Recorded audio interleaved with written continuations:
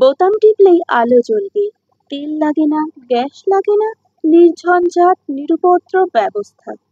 কলকাতা শহরে এবার আলোর বন্যা বইয়ে দেব আমরা।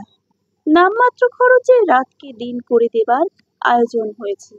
ডালহৌসি স্কোয়ার আর এসপ্ল্যানেটের রাস্তায় ঠেলাগাড়ি আর ঘোড়ার গাড়িতে রংচঙে পোস্টার লাগিয়ে কলকাতায় প্রথম বিদ্যুৎ আগমনের খবর এইভাবে প্রচার করা হতো। রাস্তার লোকজন ভিড় করে দাঁড়িয়ে অবাক হয়ে ভাবতো, এ আবার কি জিনিস। বিদ্যুৎ কিন্তু একদিন সত্যি সত্যি কলকাতায় এলো। দিনটা ছিল 1899 সালের 17ই এপ্রিল।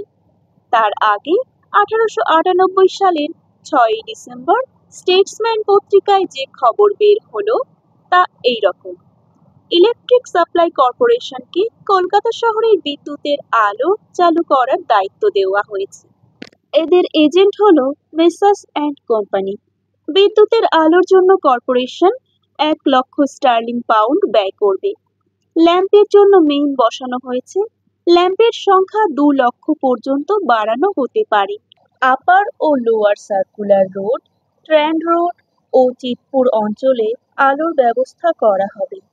আপাতত ট্র্যান্ড রোড, আপার ও Lower Chitpur Road, Bentinck Street, Chowringhee Road, Cornwallis Street, College Street, Wellesley Street, Wellington Street, Dharmatala Street, Wood Street, Harrison Road, Bowbazar Street, Free School Street, Park স্ট্রিটের একাংশ, রাসেল স্ট্রিট ও লাউডন স্ট্রিটে বিদ্যুৎ সরবরাহ করা হবে।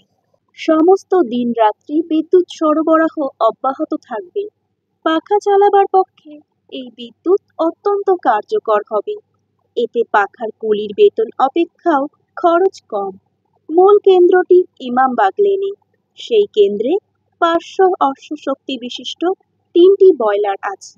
প্রয়োজনে সেই বয়লারকে 800 অশ্বশক্তি বিশিষ্ট করা যাবে। 8টি ডায়নামো ও একটি স্টোরেজ ব্যাটারির সাহায্যে।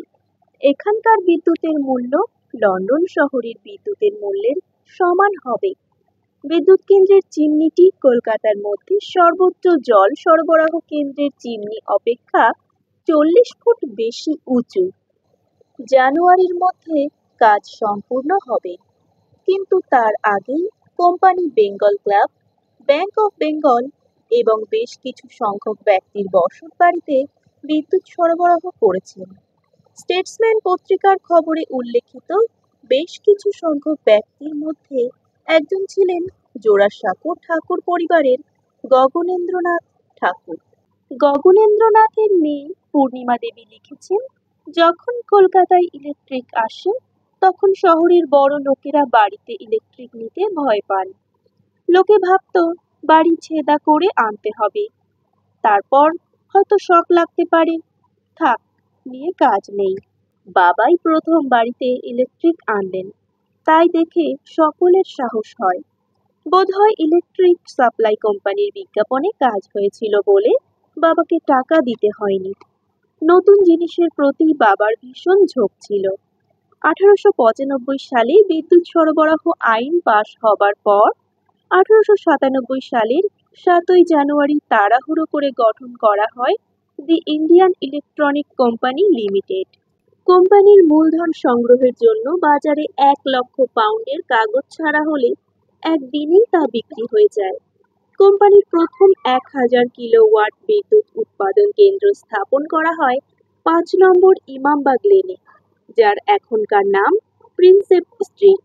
এই কেন্দ্রের জন্য আনা হয় ব্যাবকক উইলকক্স বয়লার, উইলিয়ামসের স্টিম ইঞ্জিন আর 450/225 ভোল্টের ক্যাম্পটন ডায়নামো। প্রথমে মাটির নিচে আর ওপরে দুরকম লাইনই বসানো হলো। ঘনবসতি এলাকায় লাইন গেল মাটির নিচে দিয়ে, কিন্তু কিছুদিন পরে দেখা গেল আলো আর জ্বলছে না। লাইন পরীক্ষার জন্যে মাটি খুঁড়তেই দেখা গেল উইপোকায় সব তার কেটে তছনছ করে দিয়েছে। তখন থেকে ইটের গাঁথনি আর পোর্সিলিনের ব্রিজ দিয়ে ঢাকা তারের ব্যবস্থা চালু হলো। প্রথম প্রথম লোকে বাড়িতে লাইন নিতে ভয় পেত, কিন্তু 2-1 জনের দেখা দেখি ক্রমশ সকলেই লাইন নিতে আরম্ভ করলো। চাহিদা বাড়বার সঙ্গে সঙ্গে আলিপুর, হাওড়া, উল্টোডাঙায় নতুন বিদ্যুৎ কেন্দ্র স্থাপন করা হলো। এলো বিদ্যুতের ট্রাম, এরপর এলো বৈদ্যুতিক পাখা, কাঠের ব্লেড লাগানো। বিদ্যুৎ আসার সঙ্গে সঙ্গে চটকল গড়ে উঠতে লাগলো একের পর এক। 1912 সালে বিখ্যাত ইঞ্জিনিয়ার স্যার এডওয়ার্ড কেনেডির পরামর্শে তৈরি হলো কলকাতায় প্রথম এসি বিদ্যুৎ কেন্দ্র। এরপর 1926 সালে বিদ্যুৎ কেন্দ্র হলো মেটেবুরুজে। 1931 সালে হাওড়া আর কলকাতার মধ্যে বৈদ্যুতিক যোগাযোগের জন্য গঙ্গার তলা দিয়ে একটা সুড়ঙ্গ করা হলো। বিদ্যুৎ আসার সঙ্গে সঙ্গে একটা যুগ থেকে আর একটা যুগের দিকে পা বাড়ালো কলকাতা। শহর তখন মহানগর হবার পথে পা বাড়াচ্ছে বিদ্যুৎ গতিতে। কালে কালে সেদিনের গ্রাম কলিকাতা রূপান্তরিত হতে লাগলো এ যুগের মহানগর কলকাতায়।